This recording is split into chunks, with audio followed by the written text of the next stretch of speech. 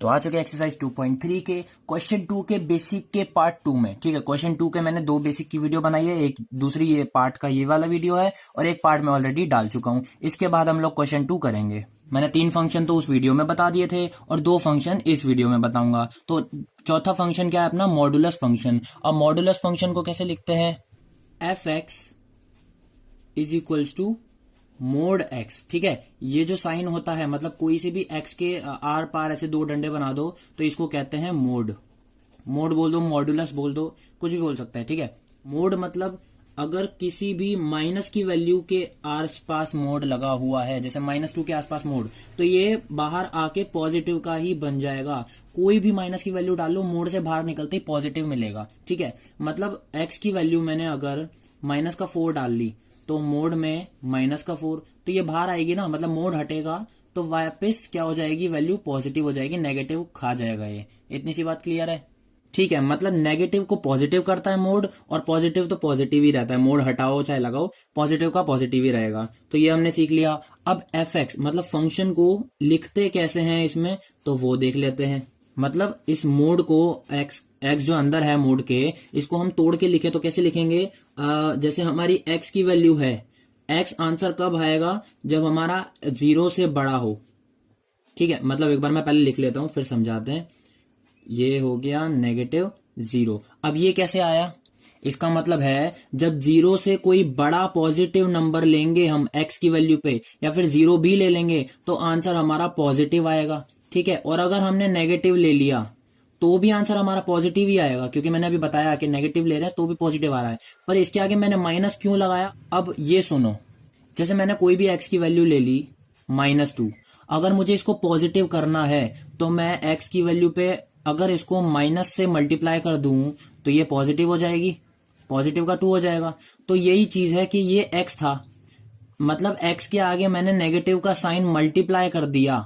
X क्या था, -2 था, तो ये एक्स हो गया। इसके आगे मैंने माइनस लगा दिया, तब जाके ये पॉजिटिव हुआ, आंसर तब जाके पॉजिटिव आ रहा है। मैंने यही बताया कि जब नेगेटिव लोगे तो आंसर पॉजिटिव आएगा, मतलब मोड का काम ये ही है। तो मोड की वजह से यहाँ पे आगे माइनस आया। इतनी बात समझ में आ गई। ठीक है, तो मतलब F x is equals to mod के एक्स को हमने ऐसे लिख लिया, ये ब्रेसेस बंद कर दिया। मतलब जब हमारा एक्स बड़ा होगा और इक्वल होगा 0 के, मतलब 0 भी लें या फिर 0 से कोई बड़ी वैल्यू लें, कोई भी लें, तो आंसर पॉजिटिव का ही एक्स आएगा। ठीक है, कुछ भी आएगा पॉजिटिव में आएगा। और एक्स अगर छोटा हो 0 से, मतलब नेगेटिव में हो, तो आंसर माइनस का एक्स आएगा। मतलब लेंगे माइनस का एक्स, आगे मल्टीप्लाई, वही मोड की बात हो गई। मैंने इधर मोड नहीं लगाया, माइनस लगा दिया, यही समझ लो। अच्छा, अब ये तो समझ में आ गया कि मॉड्यूलस फंक्शन होता क्या है। अब हमें देखना है कि इसका ग्राफ कैसे बनता है। अब ये है कि हमें ग्राफ के लिए x और y की वैल्यू चाहिए होगी, तो हमें ये भी पता है कि हम एफ एक्स को y लिख सकते हैं। मतलब एफ एक्स की जगह पे हमने y लिख दिया। ठीक है, मतलब एफ एक्स की जगह पे हम y लिख सकते हैं। और मेरे पास क्या है, f x is equals to mod x है, तो मैंने इसकी जगह पे y लिखा, तो y is equals to mod X आ गया। ठीक है, इससे मैं x और y की वैल्यू निकाल लूंगा। मतलब हमें 4 और 5 पॉइंट्स चाहिए कुछ इस तरह से ग्राफ बनाने के लिए। ठीक है, तो ये हो गया x, ये हो गया y। अब मैंने अगर x की वैल्यू 0 ली तो y इज इक्वल्स टू 0 का मोड हो गया। x की जगह पे 0 डाल दिया भाई, तो 0 का मोड क्या होता है, 0 ही होता है। मतलब y की वैल्यू भी 0 आई, जब x 0 था तो y की भी वैल्यू 0 आई। ठीक है भाई, जब मैंने x की वैल्यू -1 डाली तो मुझे पता है y तो पॉजिटिव आना है क्योंकि मोड है, तो y इज इक्वल्स टू -1 का मोड। और अगर मैंने इसका मोड हटा दिया तो y की वैल्यू क्या आ जाएगी, 1। तो मैंने यहाँ पे 1 लिख दिया। जब x की वैल्यू -1 डाली तो y की वैल्यू 1 आ गई। ठीक है, अब मैंने x की वैल्यू क्या, मैं एक और नेगेटिव डाल देता हूँ, -2 डाल दी मैंने, तो y इज इक्वल्स टू -2 का मोड हो गया। ठीक है, अब फिर से मोड हटेगा तो y is equals two plus का 2, पॉजिटिव का 2 है ना। अब मैं कुछ ले लेता हूँ, पॉजिटिव 2 वैल्यू ले लेता हूँ। तो मैंने अगर x की वैल्यू 1 ले ली तो मैंने क्या बताया है, पॉजिटिव का मोड हमेशा पॉजिटिव ही रहेगा, नेगेटिव नहीं हो जाएगा कि भैया नेगेटिव का पॉजिटिव हो रहा तो पॉजिटिव का नेगेटिव हो जाएगा, नहीं, वरना पॉजिटिव का पॉजिटिव ही रहेगा। अच्छा, मैंने x की वैल्यू अगर 2 ले ली तो y is equals to mod 2, तो y इज इक्वल्स टू वापिस क्या आ जाएगा, 2। ठीक है, मतलब 0 -1 हो गया, -2 पे 2 वैल्यू आ रही है, 1 पे 1 ही आ रही है, और 2 पे 2 ही आ रही है। ये हमें 4-5 पॉइंट्स मिल गए। अब मैं बना लेता हूं ग्राफ। तो अब वैल्यू पुट करनी है, मैंने ग्राफ बना लिया। x की वैल्यू 0 तो y भी 0, मतलब एक पॉइंट ये हो गया 0,0, ठीक है, यहाँ पे 0 लिखा हुआ है। -1 है x, मतलब x पे -1 ये रहा, तो y पे 1 आएगा, मतलब x पे -1 तो y पे 1, मतलब एक पॉइंट ये रहा -1,1, ठीक है, ये 0,0 पॉइंट हो ही गया। तीसरी -2 तो 2, मतलब x पे -2 लिया तो y पे 2 आएगा, मतलब ये हो गया तीसरा पॉइंट -2,2। अब x की वैल्यू 1 ली तो y भी 1, मतलब ये भी 1 तो ये भी 1, तो ये एक ये वाला पॉइंट हो गया 1,1 और 2 2, तो मतलब ये भी 2 ये भी 2, तो ये हो गया 2,2। अब इनको सबको मिला दो तो ये V शेप का कुछ बन रहा है, ठीक है। तो हमें इसको याद रखना है कि f x is equals to mod x का ग्राफ ऐसा कुछ बनेगा, ठीक है। अब डोमेन और रेंज कैसे निकलेंगे भाई, कैसे क्या निकलेंगे, हमें तो डोमेन और रेंज पता ही है भाई। डोमेन क्या होता है, सारी एक्स की वैल्यू क्या आ रही है, 0 भी आ रही है, पॉजिटिव भी आ रही है, नेगेटिव भी आ रही है, सभी आ रही है, मतलब रियल नंबर हो गया, ठीक है, ये डोमेन आ गया। अब रेंज निकालनी है, तो रेंज मुझे पता है सारी वैल्यू पॉजिटिव आ रहे हैं, एक्स पे हम नेगेटिव डालें, 0 डालें, पॉजिटिव डालें, पर वाई की वैल्यू हमारी सारी पॉजिटिव आ रही है, तो मैं क्या लिख दूंगा कि अपना 0 से इन्फिनिटी, 0 से सारी पॉजिटिव और इन्फिनिटी तक। अब मुझे पता है इन्फिनिटी पे ओपन ब्रैकेट रहता है और 0 पे क्लोज, ठीक है, मतलब 0 भी इंक्लूडेड है, पॉजिटिव है एक तरह से, क्योंकि 0 भी है अपने में, एक्स की वैल्यू 0 ली तो वाई की भी वैल्यू 0 आई, ठीक है। तो डोमेन आ गया, रेंज आ गया, यहीं पे अपना एक और फंक्शन खत्म होता है। अब आता है फिफ्थ फंक्शन। तो फिफ्थ फंक्शन क्या है हमारा, सिग्नम फंक्शन। अब इसको हम कैसे लिखते हैं, तो मैं डायरेक्ट ही बता देता हूं कि हम इसको कैसे लिखेंगे।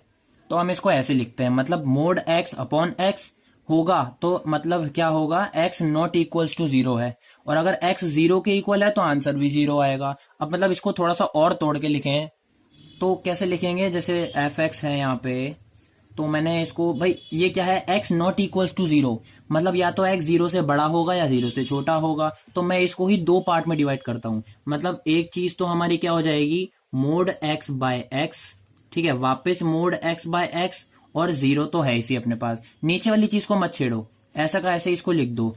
इस चीज को मैंने दो बार में डिवाइड करा, मतलब x अगर 0 के इक्वल नहीं है तो या तो x 0 से बड़ा होगा या 0 से छोटा होगा, ठीक है।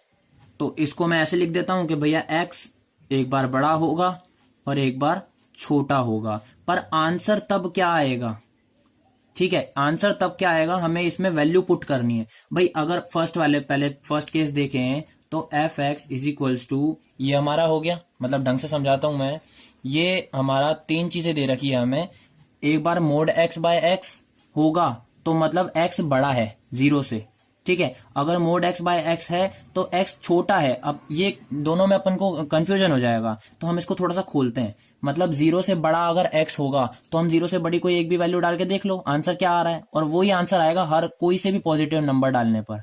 मतलब 0 से अगर बड़ा एक्स है तो मैंने एक्स की वैल्यू जैसे 2 ले ली 0 से बड़ा, तो मोड एक्स बाय एक्स कैसे होगा, मोड 2 बाय 2।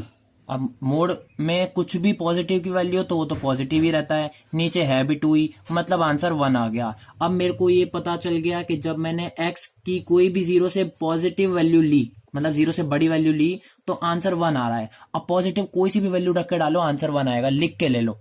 x की वैल्यू अगर 3 डालोगे तो मोड 3 अपॉन 3, ठीक है, ये 3 डाल लेते हैं, x छोड़ो, मोड 3 अपॉन 3, मतलब 3/3 आ गया, तो ये भी 1 आ गया। समझ में आ रही है बात, मतलब x 0 से कोई सा भी पॉजिटिव नंबर ले लोगे तो आंसर 1 आएगा। इसको मैंने सबसे पहले x not is equals to 0 को मैंने तोड़ के इन दोनों फॉर्म में लिखा, मतलब x या तो बड़ा होगा या छोटा होगा। अब मैं अगर x बड़ा होगा तो आंसर क्या आएगा, x छोटा होगा तो आंसर क्या आएगा, और x 0 के इक्वल है तो आंसर तो 0 ही आएगा, है ना। अब एक पता चल गया अपन को कि भाई अगर x बड़ा हो, पॉजिटिव हो 0 से, तो आंसर 1 आएगा। अब अगर x छोटा हो तो उसका केस देख लेते हैं, और x 0 हो इक्वल तो आंसर तो 0 ही आना है, ठीक है। x नेगेटिव का देख लेते हैं, अगर मैंने x ले लिया माइनस का 2 ले लो, कुछ भी ले लो, ठीक है, तो क्या है हमारा मोड x बाय x, मतलब मोड में -2 अपॉन -2। और मुझे ये भी पता है कि नेगेटिव की वैल्यू अगर मोड में हो तो वो बाहर आके पॉजिटिव हो जाती है, पर इसमें कोई मोड नहीं लगा हुआ तो ये -2 का -2 ही रहेगा। अब मुझे पता है ये 1 बार कट गया पर ये माइनस रह गया, तो जब भी हम x की वैल्यू कोई भी नेगेटिव ले लो, 0 से कोई भी छोटी वैल्यू ले लो, आंसर -1 आएगा। इतनी बात क्लियर है। मतलब ये हमारा हो गया अब मेन फंक्शन, उसको तोड़ तोड़ के हमने इतना बना लिया। ये फंक्शन है, बस इसको लिखेंगे सिग्नम फंक्शन। ठीक है, अब इसका ग्राफ देख लेते हैं, सिंपल सा है बहुत, और यहीं पे अपना सिग्नम फंक्शन भी खत्म हो जाएगा।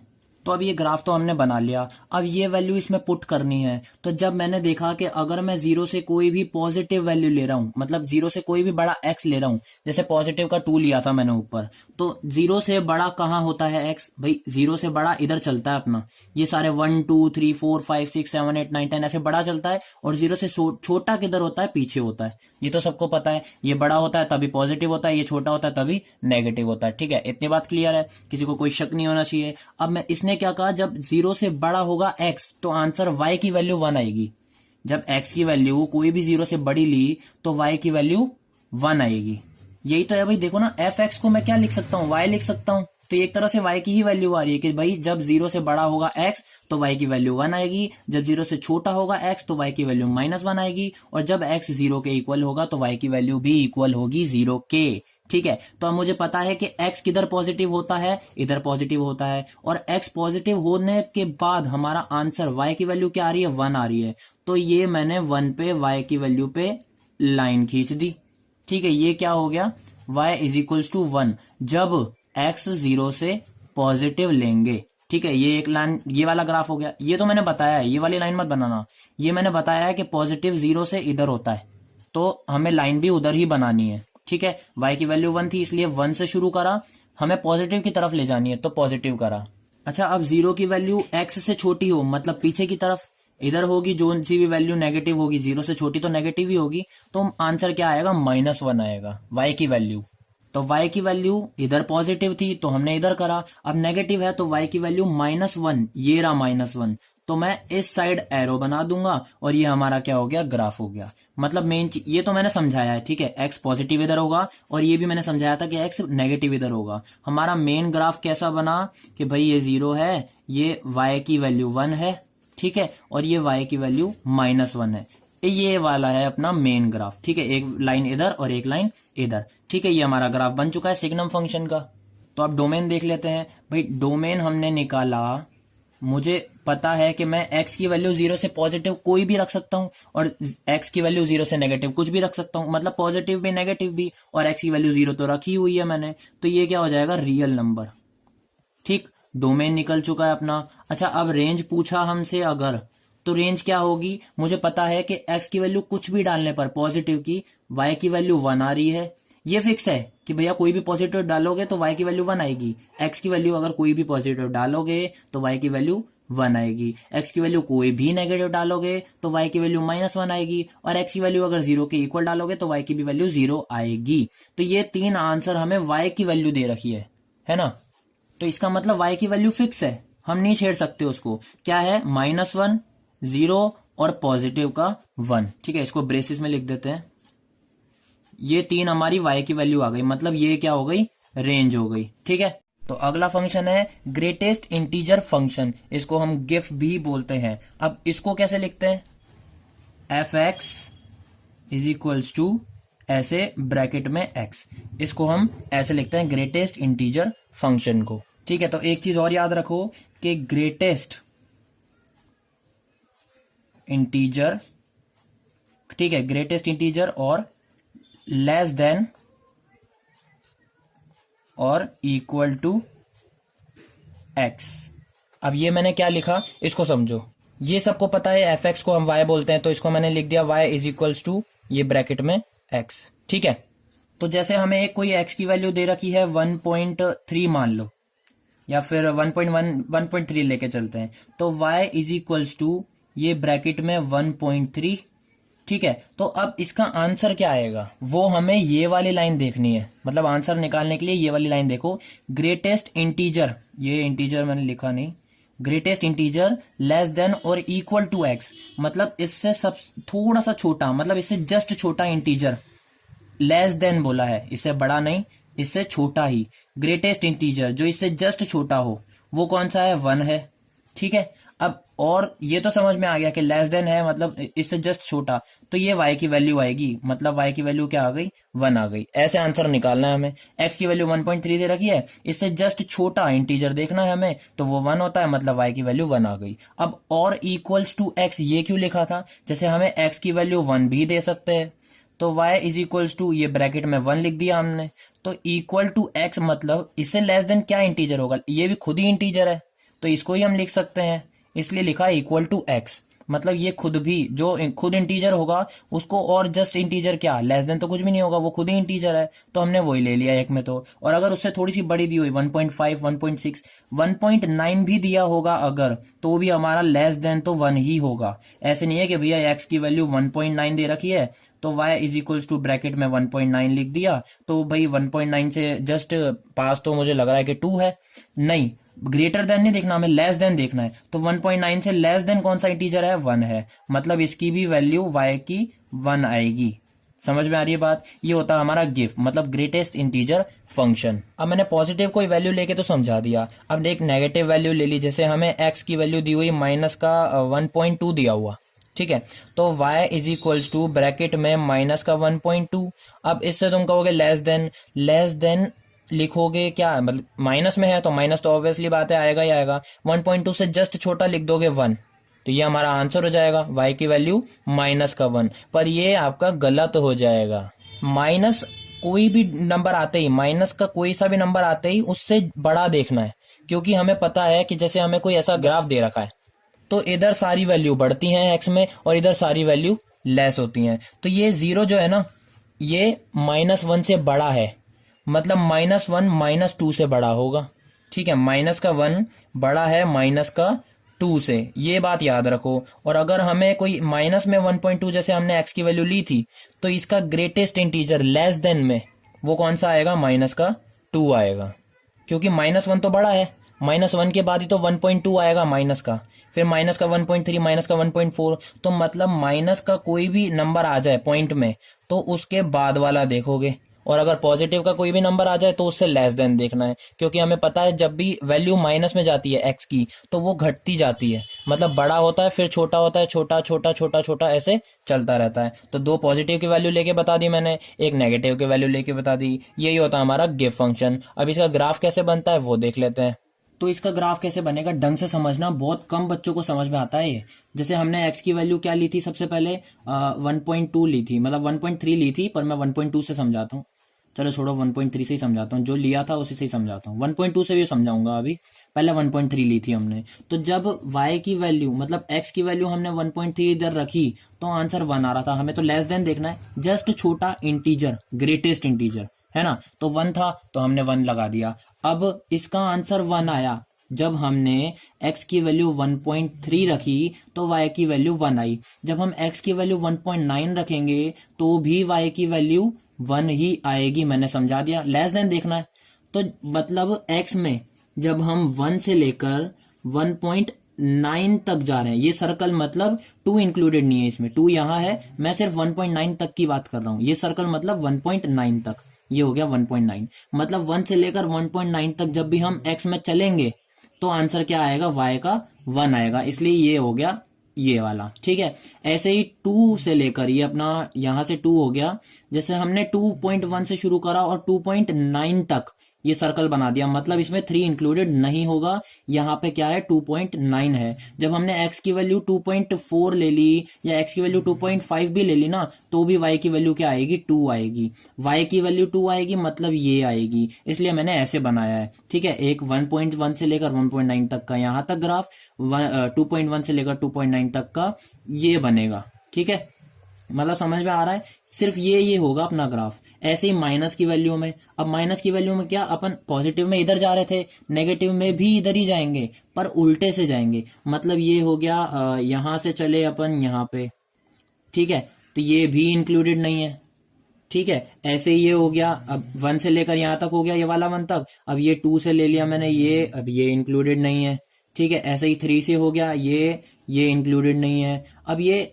समझ बहुत कम बच्चों को आता है, इसलिए थोड़ा सा ध्यान से समझना। ठीक है, मैंने समझा दिया कि x की वैल्यू अगर 1.1 से भी लेकर 1.9 तक होगी तो हमारा आंसर 1 ही आएगा। अगर x की वैल्यू 1 डाल दोगे तो भी 1 ही आएगा, क्योंकि वही इंटीजर होता है। ठीक है, 2.1 से लेकर 2.9 तक डाल दोगे तो भी आंसर 2 आना है। 3.1 से लेकर 3.9 तक डालोगे तो भी आंसर 3 ही आना है। ठीक है, तो इसकी कोई चिंता है ही नहीं। ये हो जाएगा हमारा ग्राफ। अब इसको थोड़ा सा अच्छे से बनाऊं ग्राफ को, तो ये हो गया हमारा ग्राफ। 0 माइनस का 1 माइनस का 2 1 2 3, ये +1 2 और ये माइनस का 1 माइनस का 2। ठीक है, तो हमारा ग्राफ क्या है, ये ऐसे, फिर ऐसे ऐसे, मतलब ये मेन ग्राफ होगा। ये जो लाइनें बनाई है ना मैंने, ये जो डॉटेड लाइन है ये समझाने के लिए है कि भैया 3 इंक्लूडेड नहीं है, और ये जो गोला है ये है मतलब 2.9 तक, ये वाला गोला है मतलब 1.9 तक, इसमें 2 इंक्लूडेड नहीं होगा। तब तक अपना आंसर क्या आएगा, 1 आएगा। और अगर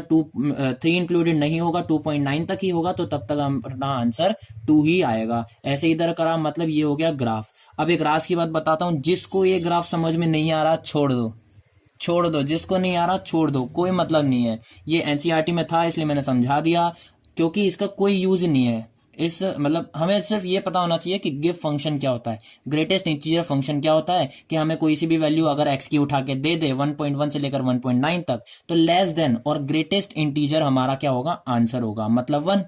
ठीक है, ये बस इतना सा पता होना चाहिए इंसान को कि ये होता है गिव फंक्शन। बाकी ग्राफ व्राफ ज्यादा यूज आता नहीं है, बहुत आगे काम आएगा तो आएगा, फिर भी मैंने आप लोगों को समझा दिया। ये हो गया क्वेश्चन 2 का बेसिक की लास्ट वीडियो खत्म। अब क्वेश्चन 2 की अगली वीडियो अपलोड हो चुकी है, जाके देख लो।